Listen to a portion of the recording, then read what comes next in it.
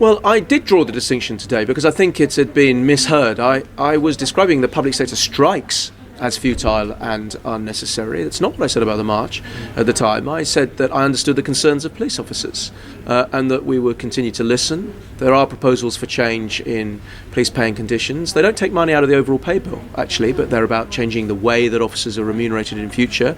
They've been made by an independent review, the Windsor Review, and they go into the formal negotiating processes, and we will listen to advice about all of that and go through the negotiations properly. But what I committed to, said to police officers in a letter and repeated today, that we would continue to recognise that police officers do an exceptional job and will be remunerated accordingly. They get higher rates of pay than other emergency services, and rightly so. They get the best pensions around in the public sector, and they'll continue to do so, and rightly so.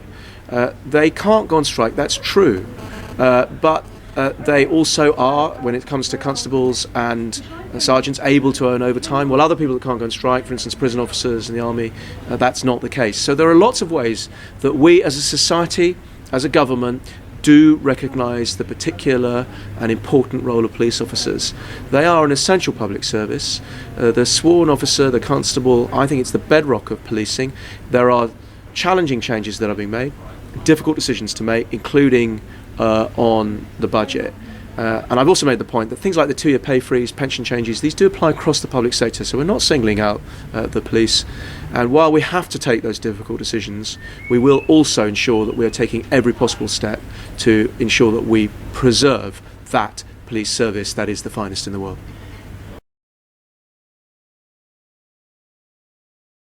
Well, my message to officers is that I'm happy to be here at the Fed conference to take part in the debates, to listen to views, of course, concerns, to have private discussions with people. My door's always been open to the Federation.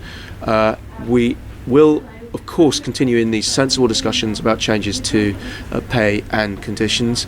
And I think it's important to recognise that some of these changes are essential because we do have to deal with the deficit. Things like the pay freeze and pension changes, they are applying across the public sector. They're not welcome. I understand that completely. And I understand officer concern about those, but there are things we have to do. And then there are also things that we believe we need to do to equip the service in the future, to reform the service. And that, for me, is about enhancing the professionalism of officers. It's of making sure that those that do the most difficult work are rewarded accordingly.